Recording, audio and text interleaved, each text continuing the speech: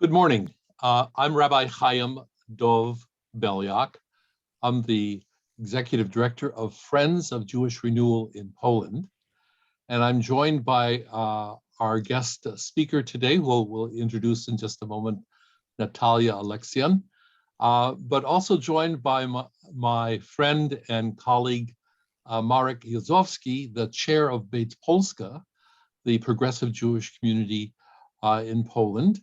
And we are each going to greet you. For those of you on the West Coast, we're beginning at 10 a.m. And for those of you like our guest speaker, it's already 7 p.m. in the evening. And we're very pleased to have all of you with us on what in America is called Mother's Day. And I know that many of you are taking a break before the various festivities celebrating Mother's Day. We have been marking the fact that since February 24th, a major change has taken place in the lives of many of us who are concerned not only about the history of Poland, but also the current situation in Poland and in Central and Eastern Europe, and that is the war that's going on now, Russia's attack on Ukraine, the enormous human suffering, and we must very proudly say the profound response of the Polish people to this crisis. And we will be announcing an event that relates to that, which will take place on June 12th. And I'll ask you to mark your calendar for that. Just a word about the program Freighted Legacies. One of the challenges that we have is that for many of us, the actual life as lived by people in Poland is hard for us to construct. Justifiably so, the history of the Holocaust and everything that happened during those 6 years has often made it difficult for us to see in a clear way what the challenges of Jewish life, Polish life were in the period much before World War II. One of the reasons for Freighted Legacies is for us to be able to recover not only the history and the challenges of that 6-year period, but also the life of the Jewish community in Poland before that. Today we're going to be looking at the work of Natalia Aleksiun, but before I introduce her and her book, I would like to turn to my colleague Marek Jozowski and to invite him to greet our audience. I'm very happy to greet everyone, and I will do so very briefly, not to take away the valuable, precious time, limited time from the knowledge and the wisdom that flows from research that Natalia has put into her book, and I'm sure will encapsulate in her brief lecture for us all. I just want to say hello from Warsaw as a representative of the Jewish community here, of its progressive arm. However that sounds to you, wherever you are in the world, we are a minuscule community and very much aware of it, a minority within a minority. At the same time, we are doing whatever is within our capacity or respective capacities as individuals and as a community as well, to further our communal life, our individual life as Jews here in Poland. And I'm sure you're doing the same wherever you are. What we will be focusing on today, and I am very excited every time we have our Freighted Legacies program, because we look at various aspects of how Jewish community and its representatives, be they leaders, but also be their common members, have contributed to furthering and transferring the continuity, ensuring continuity, transferring the knowledge that they've had. And of course, historians have a unique role to play, particularly in the 19th and onwards to the 20th century, in any community of Western civilization. And Natalia will enlighten us on how Jewish historians in Poland have contributed to the lives and awareness, self-awareness of that Jewish community in the beginning of beginning of the 20th century, still unaware of the tragic onslaught that had led to near annihilation of that community. So let me say hello in those words and stop at that, and hand over back to, I believe, Chaim for a word of introduction of our illustrious guest tonight. Thank you. Thank you, Marek. So 2 words to our listeners. I hope by this time you have discovered that towards the bottom of the screen, you have a choice of choosing the English or the Polish channel, whichever language you're most comfortable in. Our speaker will be speaking in English and will be translated into Polish. This will be recorded on our website, preserved on our website for you to find. At a certain moment, we invite you to note also the existence of the chat button. And after Professor Aleksiun has had a chance to tell us the gist of her book, we're inviting you to put your questions in the chat, and that will allow her to see the questions as well, and we'll come back to answering the questions.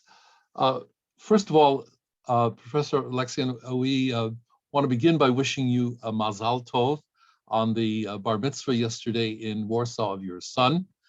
Congratulations. This is a very auspicious time.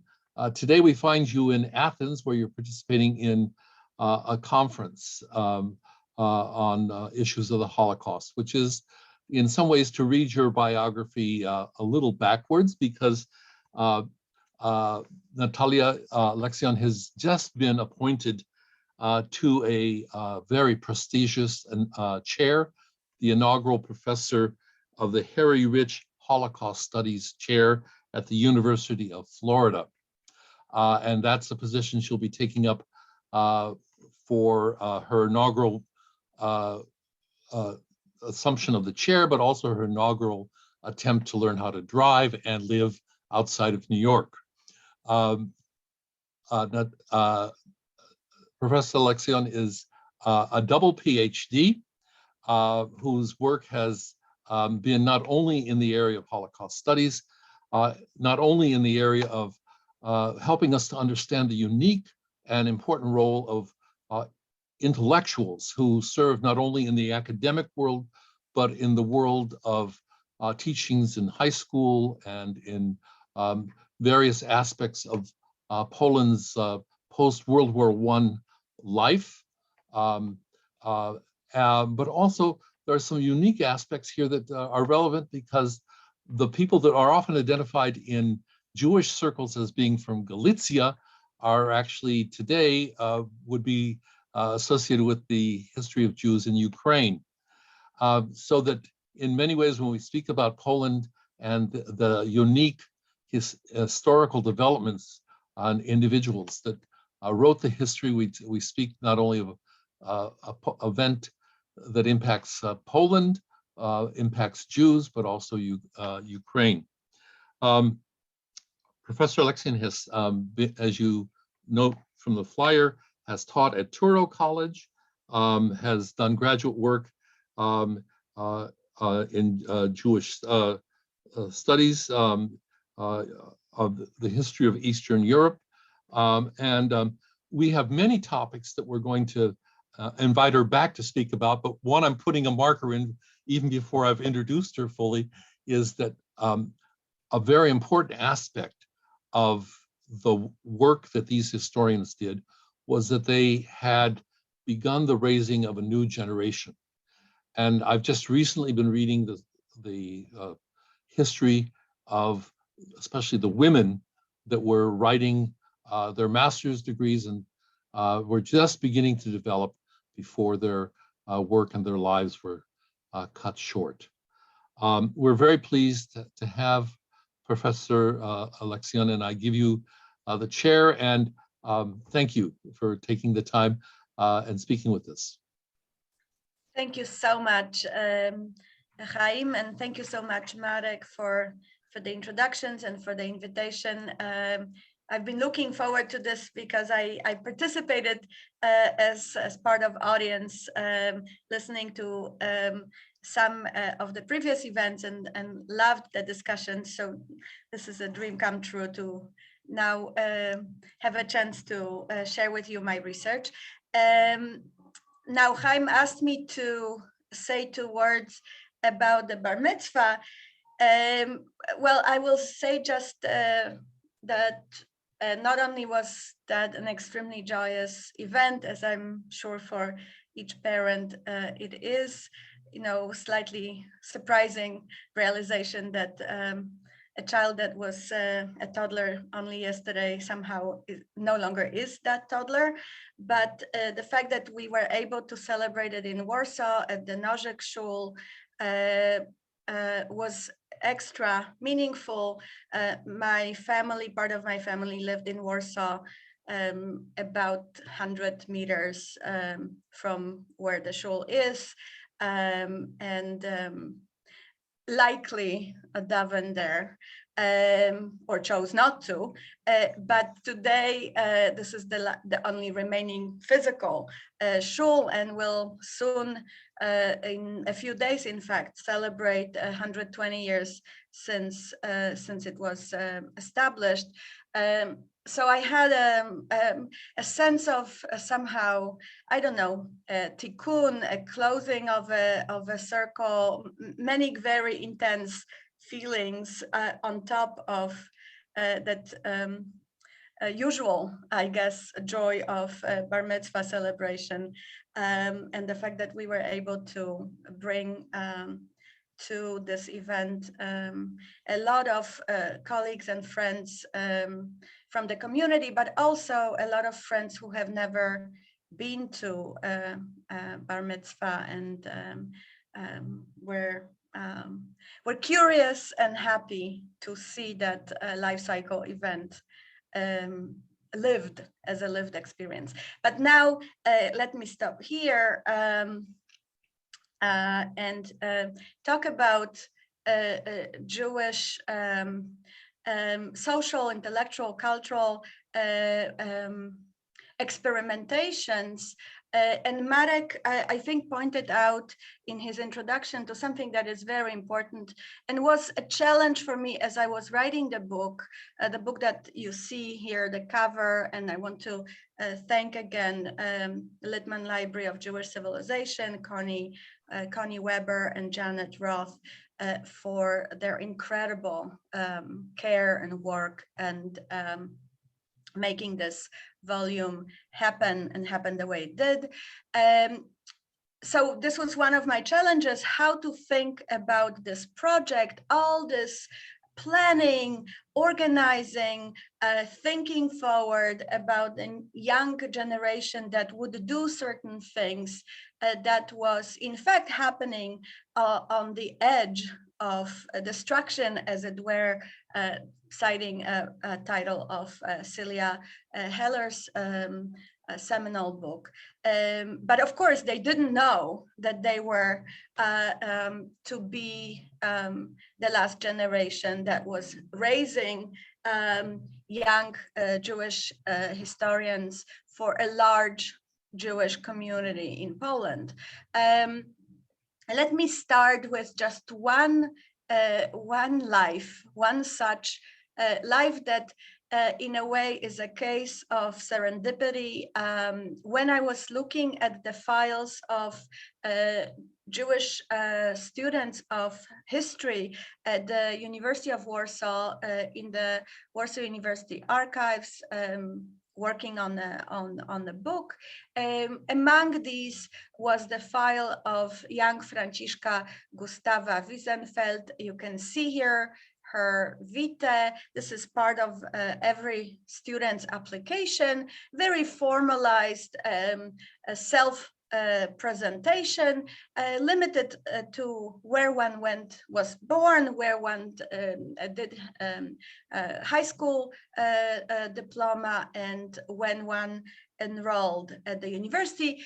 What is interesting that the information about one's Jewishness defined in religious terms, as she puts it here, she's of Mosaic faith, had to be stated clearly in that vitae. So this is not a choice, this is a formula. And Wiesenfeldowna, as she was unmarried at the time, came from Kraków, decided to study history at Warsaw University, which in and of itself was interesting for me, since there was a famous university in Kraków, Jagiellonian University. Why would she go all the way to Warsaw for this degree? But the choice of Warsaw was in fact part of my story, as she wanted not just to study history, but rather to study Polish Jewish history. And that was possible in Warsaw. Many years earlier, I met Franciszka Wiesenfeld, not knowing that I was meeting her, because I met her as Safrira Azrieli, who was the mother of my first Hebrew teacher at Tel Aviv University, Rachel Garber of blessed memory. Now, I met her mother, we spoke.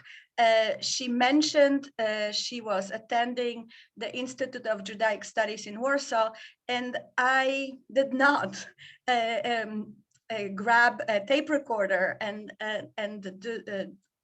did an extensive interview with her. I didn't know that years from then I will be interested in her life, in the lives of her classmates, in the choices that they were making, motivations, life plans. So in a way, I was introduced into the topic before I knew I wanted to do it.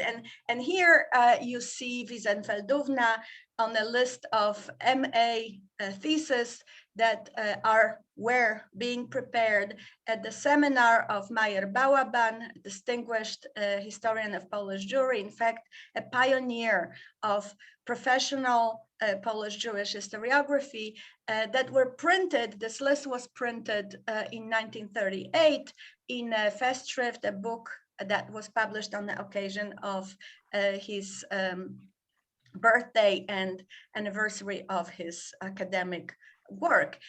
One thing you might notice, even if you don't read the titles of the MA thesis in preparation, some of them were completed, some of them were not.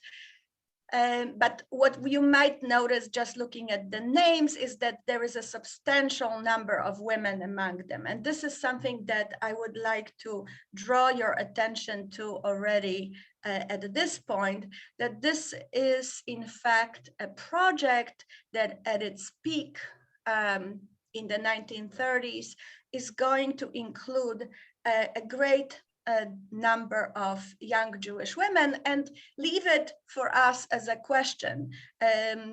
Why would young Polish Jewish women be interested in pursuing a career in Polish Jewish history? What do we make of this aspect of a cohort of Jewish historians? And so just to put a few faces to this project and to Jewish women's presence in this project, in student files, you find often, they are not always complete, but you should find among other documents a document of their high school diploma, and that document would include a photo. So this was in fact one of my favorite sort of biographical aspects of research, to be able to see the faces of Polish Jewish historians, as many of them left very little trace behind them. In fact, I know just the bare minimum about many of them. Now, they are part of a cohort that doesn't come out of the blue. This is not some sudden explosion of interest in Polish Jewish history in that generation that enters Polish universities, and really in particular Warsaw University in the 1930s. This is something that Majer Balaban comments on in his speech that became later part of the 1938 volume. When he looks back and thinks with great deal of optimism, and of course we look at the date, we look at 1938 and we understand how much this was optimism that was short-lived.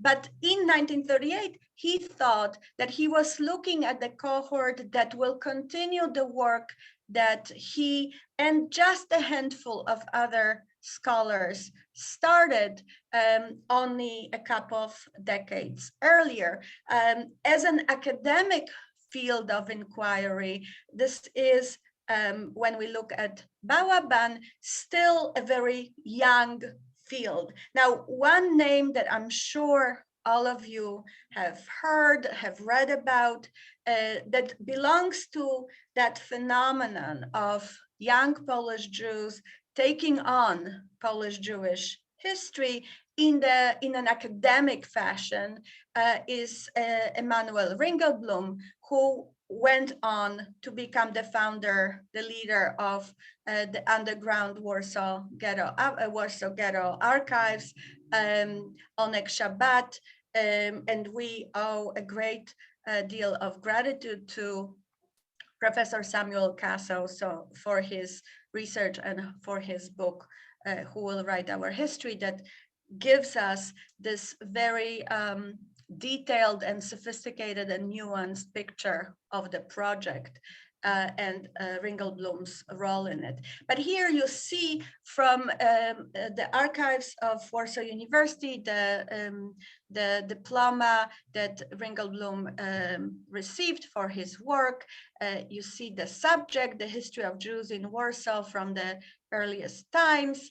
And I would like to stress that, yes, of course, Ringleblum is a communal activist, and the making of Onek Shabbat archive is very much grounded in his work as an activist on behalf of Joint, on behalf of Poale Zion, but he's also an academic historian. And this phenomenon is really grounded on the work of three men, three male historians, as we heard from Chaim from Galicia, and these are Majer Balaban, Ignacy Itzhak Schipper, and Mojzesz Schorr. Now, they're all roughly of the same generation. They all are from Galicia or Eastern Galicia. Schorr is from Przemyśl, Balaban is from Lviv, Lemberg, and Schipper is from Tarnów, I believe. And now, what do we make of this Galician focus that then shifts to Warsaw? The change is, of course, a political one and also an institutional one, and the two are connected. So Lviv is an important center of Polish Jewish historiography over the first 2 decades of the 20th century. There is a special prize dedicated by a Jewish industrialist named after Hippolyt Wawelberg for research on Polish Jewish history. There are professors at the faculty who are, if not themselves interested in Polish Jewish historiography, they see that historiography as an important aspect of Polish history. So they would support students pursuing such topics, such as Majer Balaban, for example. Now that begins to change with the end of World War II, with emergence, rebirth of Poland, a second Polish Republic. Warsaw is the capital, and many of Lwów, Galicianer, Jewish intellectuals, intelligentsia moved to Congress, former Congress Poland generally, and Warsaw in particular. So for example, Mojzesz Schorr receives both an appointment at Warsaw University, although not as a historian of Polish Jewish history, but as a Semitologist, and an appointment at the Tłomackie Synagogue in Warsaw as a preacher. Schipper moves to Warsaw connected to his political activism, and so does Balaban, who moves first to Częstochowa and then to Warsaw. So we have a shift of people, but also the atmosphere at the university changes. On the one hand, there isn't as much of institutional support for Jewish history writing in Lwów as there was earlier, and there is such support in Warsaw. But aside from general academic institutions, this is the start and continues as a project of minority historians, of Jewish men and women who want to pursue the history of Jewish community, of Jewish settlement in Poland, as it were, and who understand that in order to do it, they cannot rely on existing framework of general Polish institutions, but need to build Jewish institutions for it. So among the most important aspects of why and how Warsaw becomes such a vital center is the creation of the Institute of Judaic Studies in Warsaw, opening its doors in 1927. That building today is a Jewish Historical Institute. You see here a picture from 1938 on the left-hand side, and I'm grateful to the Jewish Historical Institute for letting me use this picture. You see again about an equal number of men and women, and the institute in and of itself is a fascinating phenomenon. It doesn't train historians as such. It trains social workers, teachers, and rabbis, and they are to serve the Jewish community of Poland. So of course there is a gender divide, and of course teachers are primarily, future teachers are primarily women, future rabbis are all men, and there are a lot of marriages between the teachers track and the rabbis track. But regardless of what track you're pursuing, history is a very important aspect of the curriculum. And in fact, Franciszka Wiesenfeld, with whom I started, attends not only Warsaw University, but also the Institute of Judaic Studies, which by its bylaws, if you enrolled, you needed to be also a student at the university. Now, what would you study? It didn't force you to pursue a degree in Jewish history, but majority of the students did so, and great many of them became students of Majer Balaban. So around the same time as the institute opens its doors, Majer Balaban receives an appointment at Warsaw University's Department of Humanities as a professor of Jewish history. And so we have two parallel paths that are intertwined, through which young Polish Jewish men and women can enroll in a Jewish institution and in a general institution of higher learning and focus, at least in part of their path, on studying Jewish, Polish Jewish history. Now, I mentioned that there is a support for it in Warsaw. This is primarily connected with Marceli Handelsman, who is for some time the dean of the department, who is an extremely influential figure at the university since its rejuvenation in 1915 under the German occupation of Warsaw, who remains a leading figure. And in fact, he is the academic father of a great number of leading Polish historians who continue working in Polish historiography after World War II. Now, he is not interested in Jewish topics. He's, of course, of Jewish descent, but he is a Polish patriot, very deeply involved in Polish political life and a supporter of Piłsudski. But he believes that Polish historiography, by definition, should include histories of non-Poles,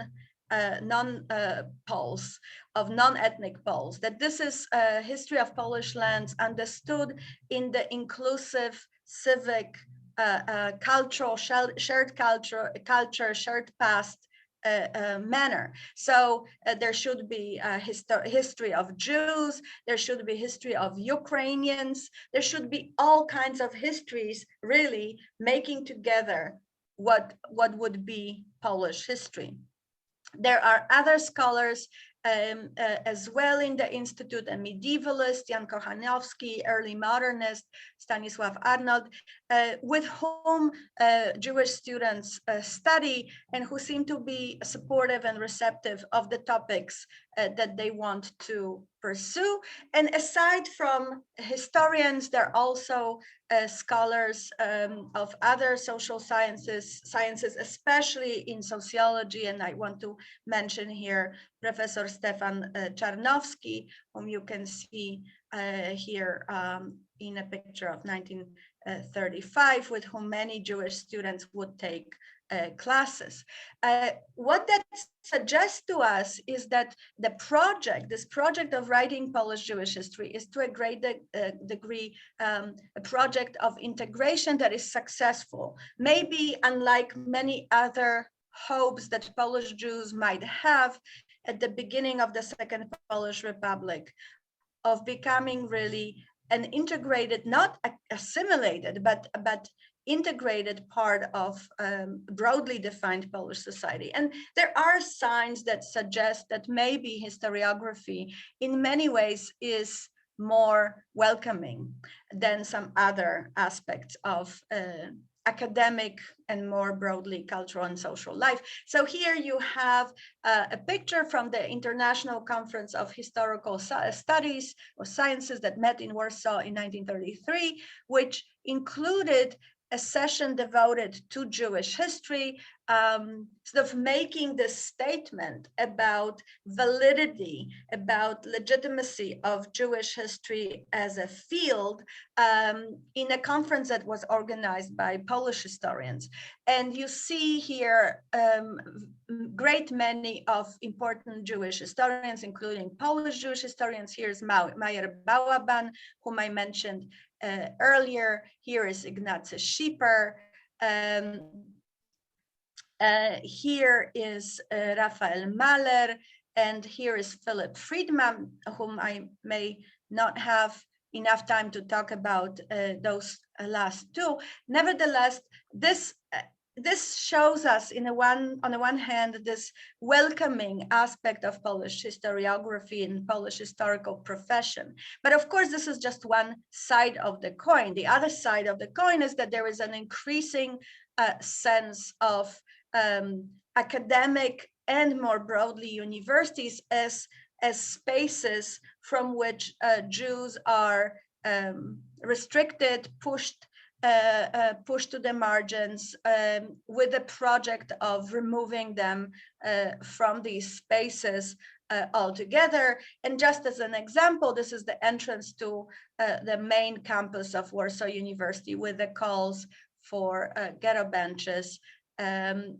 general struggle, quote unquote, as it were, against Jews. And if you enter this gate and walk some further down the main lane, you would get to the building where Institute of History was located.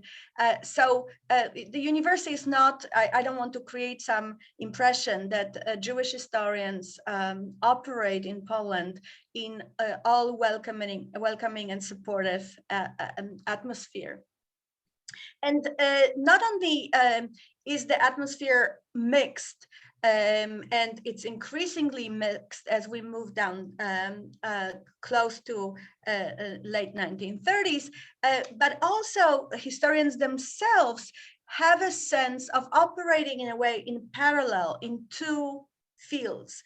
One is indeed they see themselves as part of Polish historical profession, as part of Polish historiography, legitimate and necessary. But at the same time, they see themselves as Jewish historians. So one aspect of it would be writing, publishing in Yiddish, which by definition really means that you're publishing for a Jewish audience, and you're publishing for Jewish audience not limited to Polish Jews, but more broadly, let's say Ashkenaz or Yiddish reading audience. And so we have a number of Jewish scholars.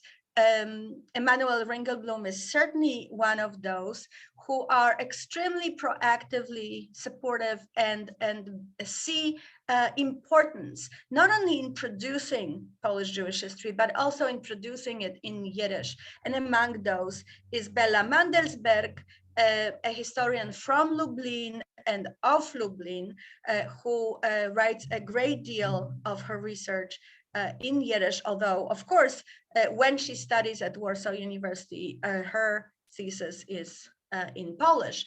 But Jewish historians of the younger generation create a journal, and when they create a journal, only 4 volumes appeared, 2 under the title of Junge Historiker, Young Historians, 2 under the title of Blätter für Geschichte, Pages of History.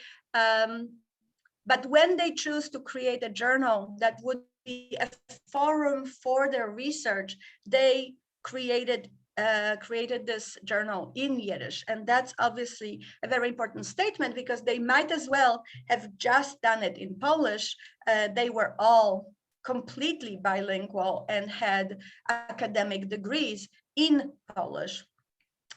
Just to give you a close look at the kind of lives that students of Polish Jewish history lived.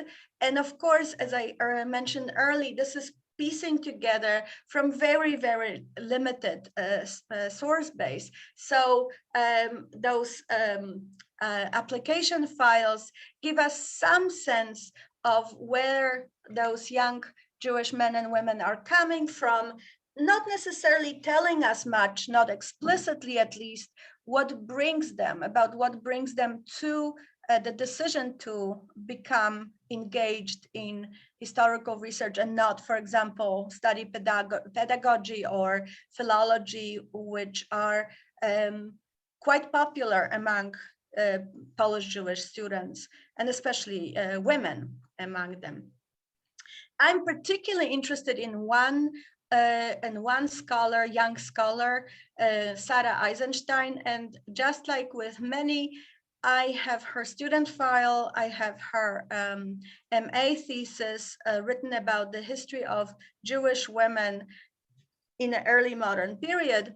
Very interesting piece of research, not because she uses some new sources or new methodologies, but because she is very explicit in stating what seems to be a result of feminist thinking about history, about the need of writing Jewish history as women's history, about insufficient attention paid to women's experiences, and by definition, including women in statements such as the Jews, while Jewish experiences might have been different. And this, she writes, as a student of Warsaw University writing her thesis.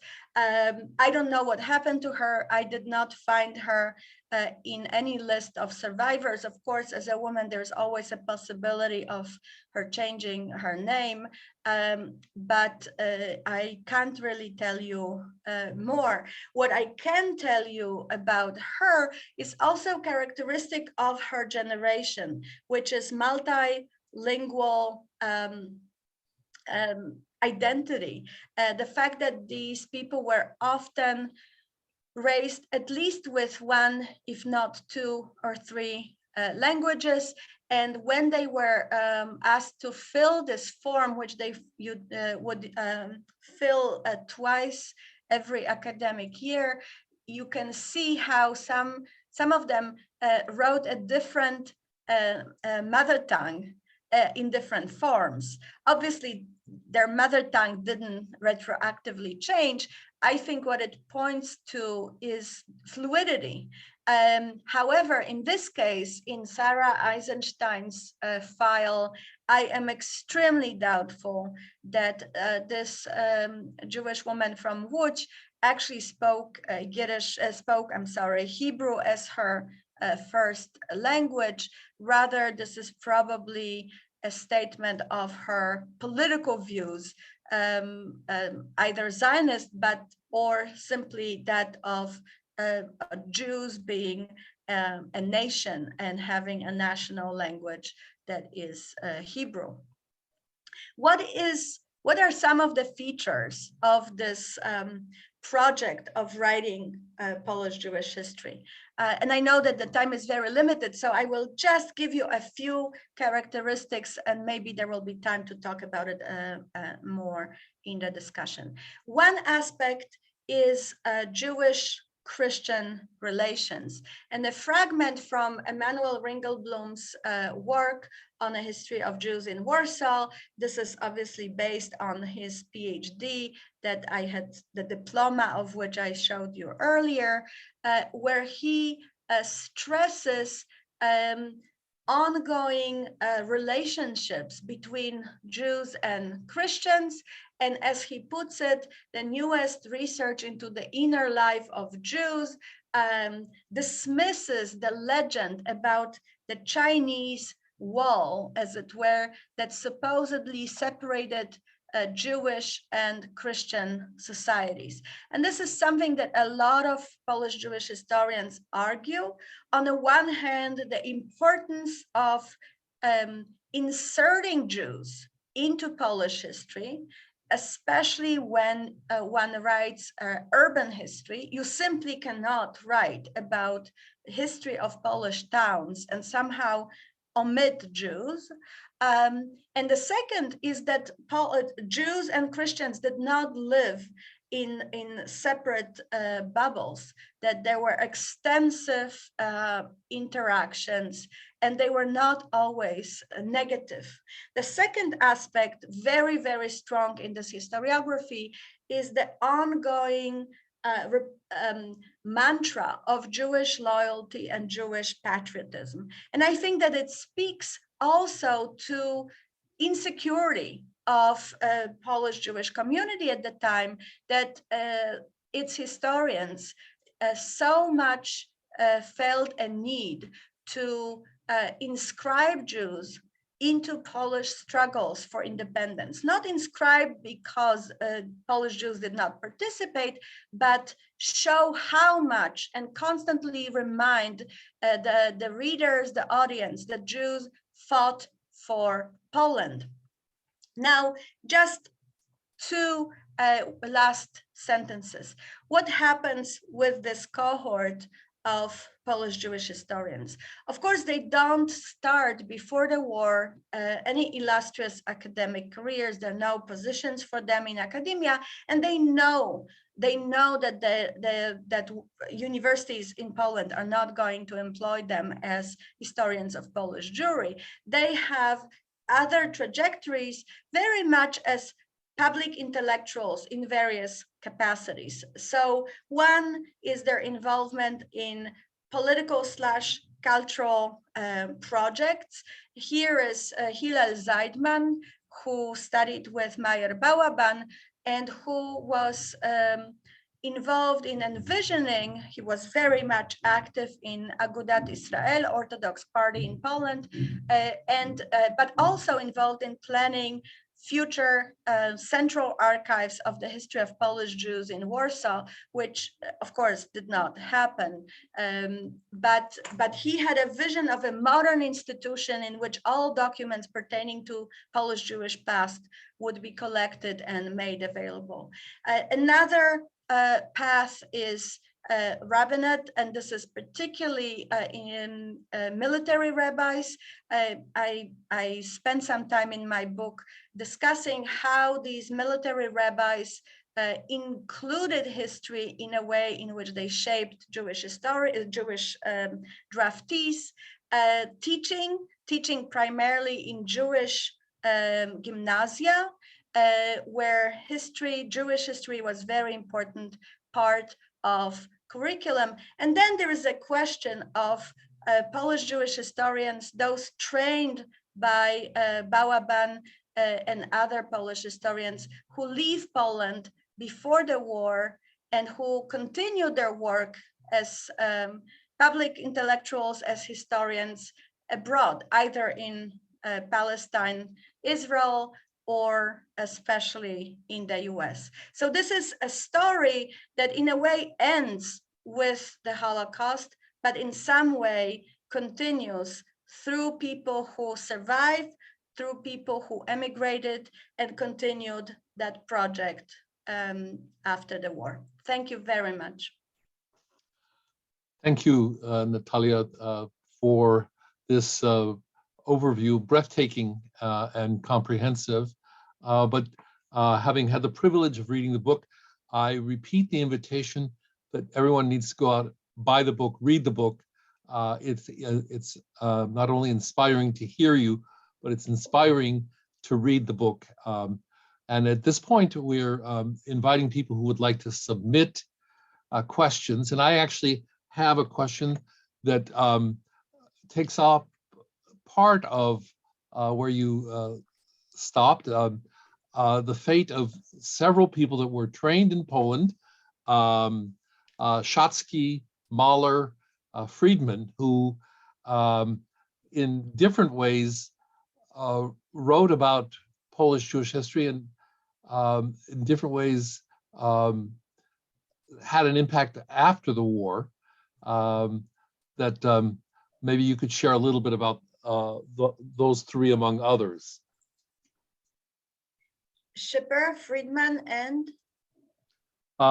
Schotzky, Schotzky. And Mahler. Mahler. This is great.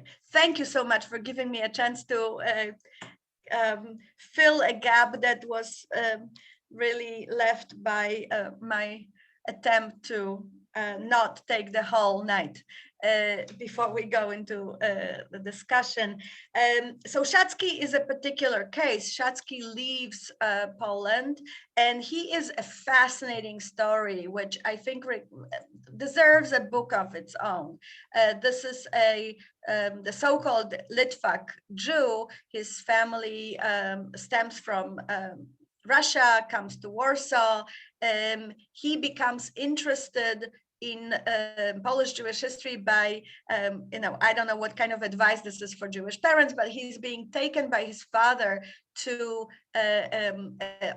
attend funerals of famous Jews at the Okopowa cemetery in Warsaw. And he becomes fascinated by Jewish past, visits the Tłomackie library of the Tłomackie synagogue, and this is a Warsaw, Russian Jew turned Warsaw Jew. But where is he sent to study when he's identified by a milieu of educated, somewhat Polonized Warsaw Jews?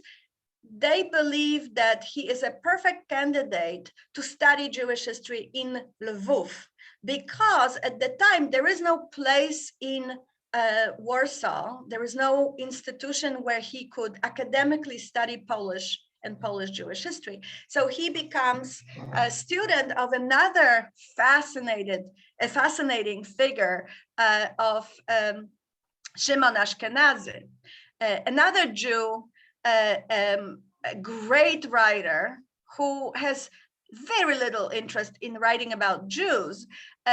He has all the interest in writing about Polish history, and he takes on Szatzki under his wings. And Szatzki is trained. Szatzki writes on 19th century Polish Jewish history, and goes right on the verge of the Second Polish Republic. He is sent to investigate the Vilna pogrom that was carried out by Polish military after the city was taken. And the result of this investigation are swept under the carpet. And for Szatzki, who is a great Polish patriot, this is just a heartbreaking experience and kind of pushes him towards emigration. But he becomes involved in the Evo branch in New York. He continues writing Polish Jewish history, and the most important, I think, of his work is his multi-volume history of Jews in Warsaw. And there was briefly an initiative by the Evo in New York to have this opus magna translated into English, and I hope it will become a reality, because although Szatzki's work might seem slightly outmoded, but it would be a very, very interesting look into the way that this Polish Jewish history, historiography, history writing operated. But Szatzki remains someone who was both, writing in Yiddish and interested in Yiddish historiography, but also deeply involved in Polish matters. Now, Friedman, I do hope one day to actually write a biography of Friedman, if I may sort of mark the territory here in this lecture.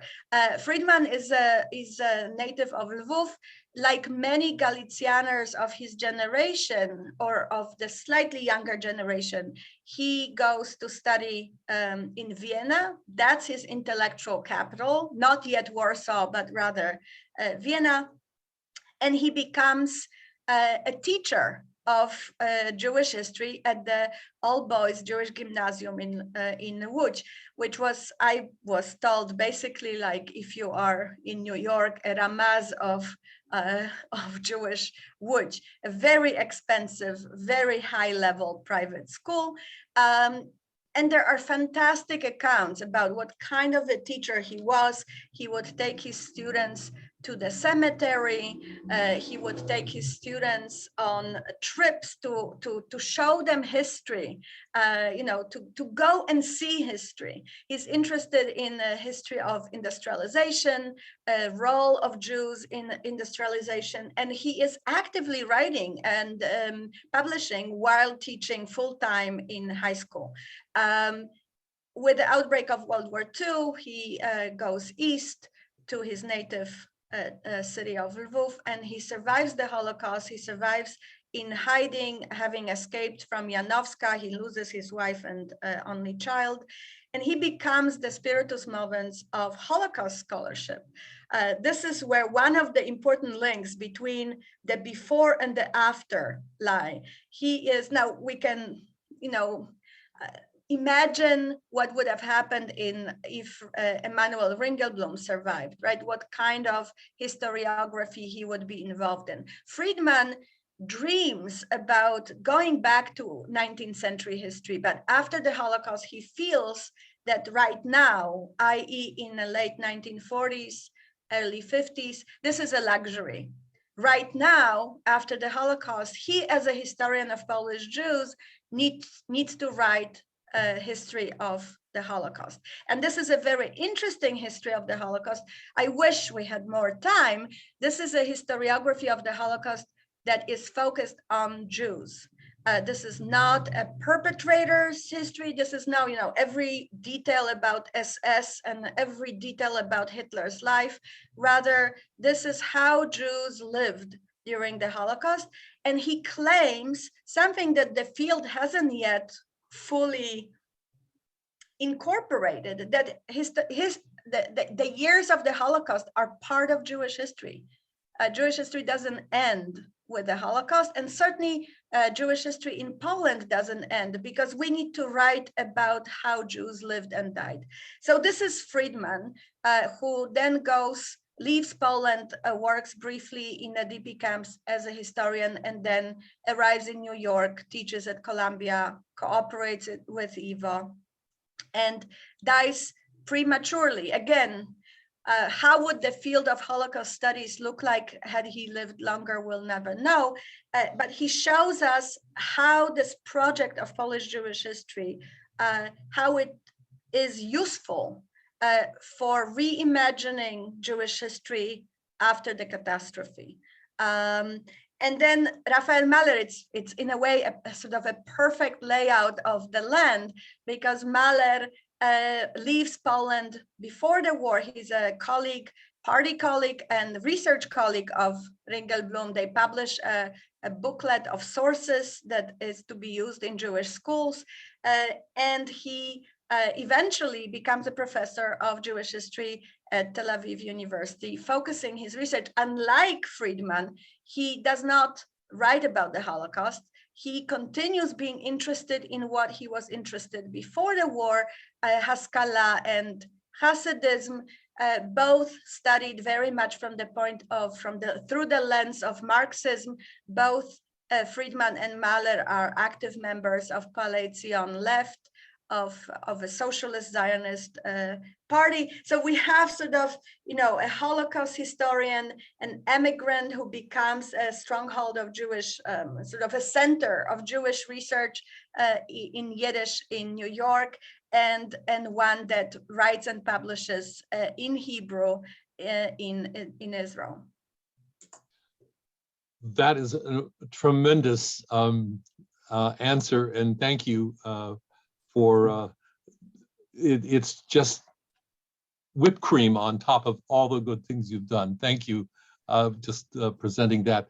We have one question that's written in chat, and I'm not sure if you can respond to it. It's a question asking about Rabbi Nachman Heller, who wrote The Coming of Shiloh, Reflections on Zionism, and other books on Daniel and Ezra in the Aramaic. This is part of the library, apparently, of one of our listeners, wanting to know if you know anything about the family or the I don't, and I would love to. If Carol, we'll if I may directly speak to you, Chaim and Marek both have my contact information. Judging by the titles, this is a broader context of Jewish intellectual life, but I'm of course aware that not all Jewish intellectuals were writing about 18th century Polish-Jewish relations, or about the history of Jews in a particular town in Poland. So I'm very interested in how this is connected to other pursuits, other textual, philological, historical pursuits. So please contact me. I have just to make one remark, just from seeing what you've presented to us, and you've given us just the appetizer version. There's much more in the book. People ought to appreciate that in America, after we say the name Salah Baron and maybe Wolfson at Harvard, that's it. And here you see during this period such a rich academic, and not just people in the ivory tower, so to speak, but in the newspapers and in the writing of curriculum and in the high schools, the gymnasium, as a very rich picture. I mean, today, yeah, I agree. And but it's interesting, actually, you mentioned Salah Baran. So if I may just add a sentence. So Salah Baran, and I have an ongoing discussion about Salah Baran with my Mori Rabbi, my professor, my Dr. Vater, David Engel,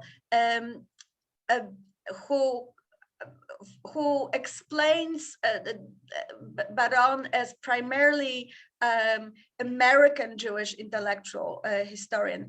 And of course, a lot can be said about it, and there are endless anecdotes about his love of football, his following every game, but I see him very much connected to this Galician intellectual milieu. And on a biographical level, he is the person who brings Filip Friedman to New York and to Columbia University. Now, Friedman doesn't teach the Holocaust. In fact, I was many years ago at AJS, a session devoted to his memory, where one of his students mentioned that when he personally asked Baran why he doesn't, and Baran was a Tarnavian, his sisters and his parents were murdered in the Holocaust. He said that it upsets him too much. But he brought to Columbia Friedman, who did. I saw Friedman's curricula for his classes in Jewish history in Columbia, which incorporated the Holocaust into the story of Jewish history in Europe.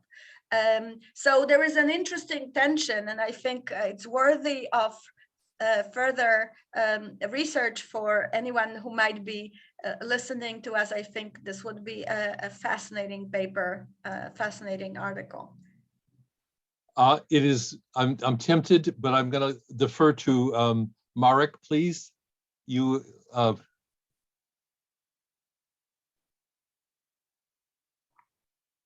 Are. Marek, I don't hear you.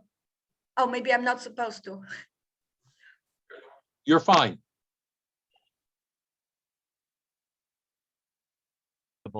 So if I could ask the Terry to help me move to the main floor again.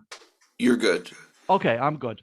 Okay, I don't know whether we can still pursue the Q&A session, because there are still, I note, at least two questions, one in the questions and answers and the other in the chat, that are maybe worth bringing to Natalia's attention, if I may.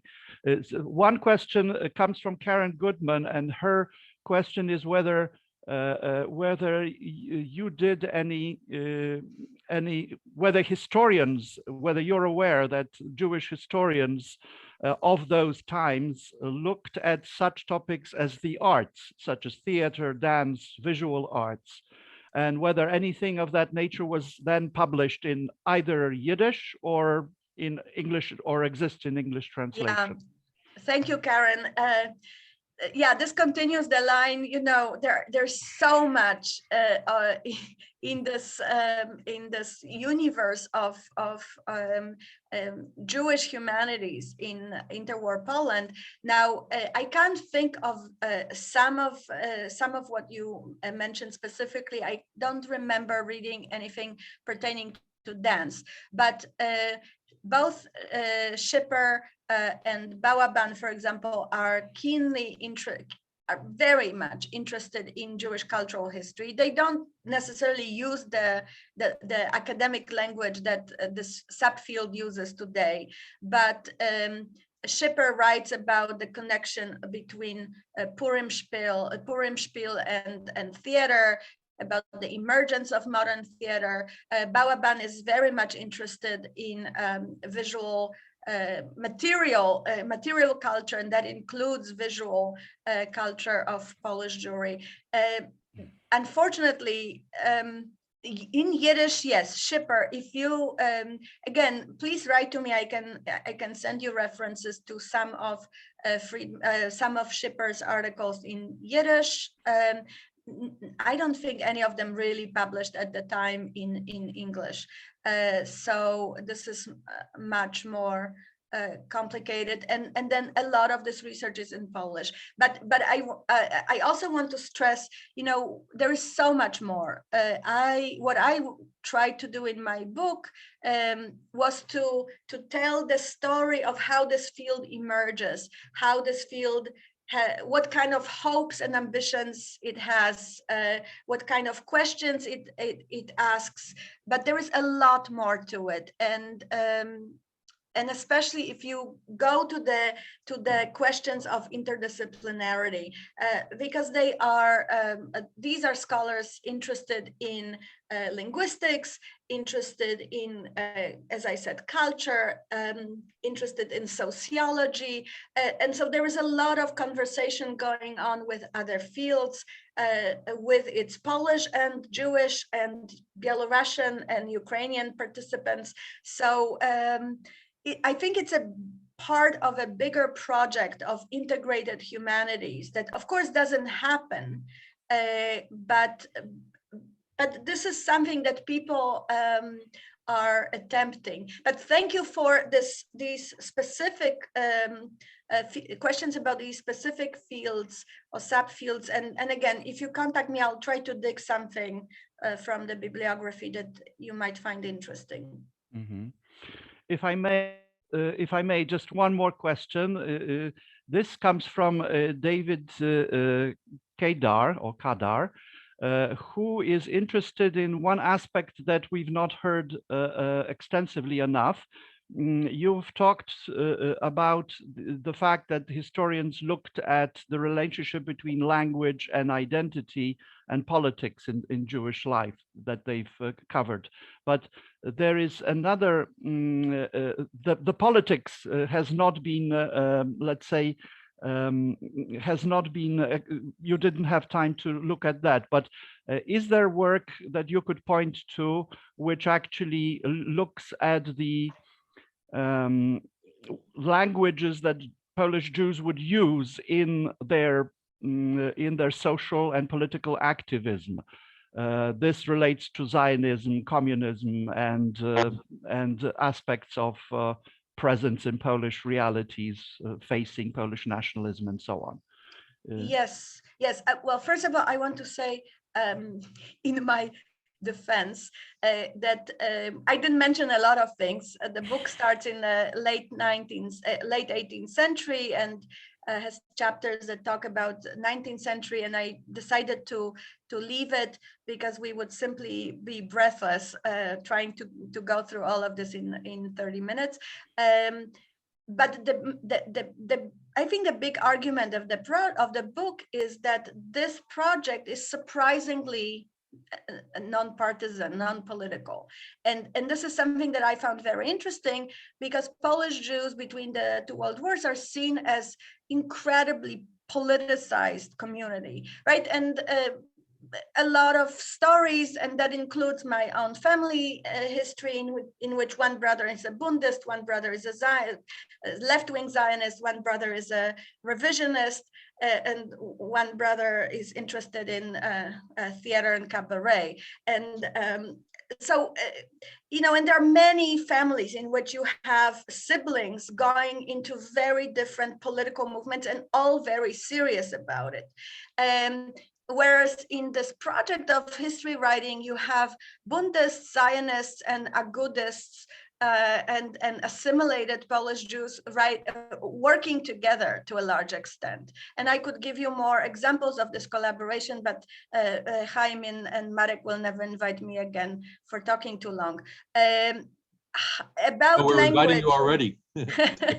No, thank you. I'm just teasing you. So about language, I would very much recommend the new book of Kenneth Moss. I can't now remember the title. Oh, yes, of course. and in general, much work that has been done on Yiddishism, but also the classic article by Hone Szmeruk, trilingual culture of Polish Jews. I didn't mention really anything about Hebrew, right? But this is part of the puzzle as well. There is also German and Russian as languages of research and publication. And the question, of course, which is today valid for scholars as well, people claim to be fluent in various languages, they publish in various languages, they don't always really have full linguistic competence in those languages. So, the question is, how good was, for example, Majer Balaban's Hebrew? He writes on Frankism.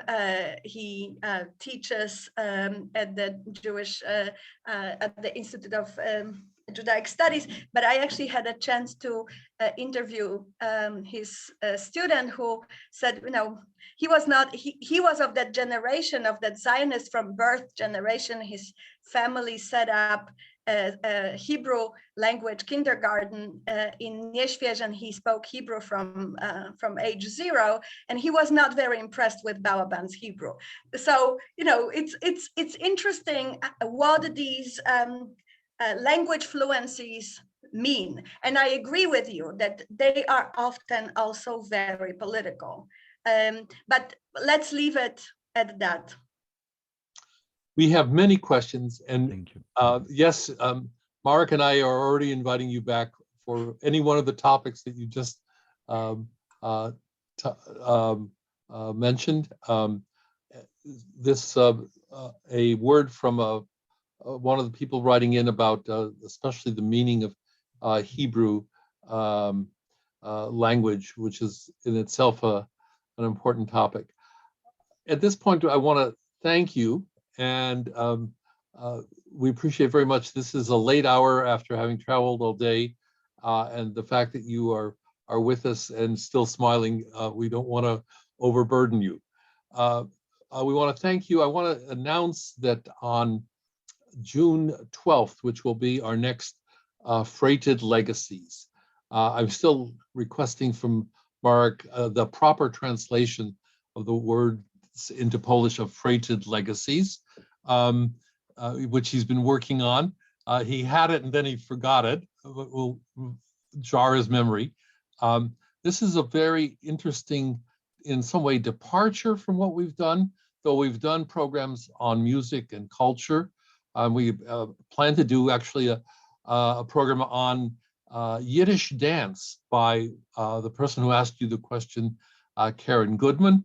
But for June 12th, we have a concert of Ukrainian, Yiddish, and Hebrew music that will originate in Lviv.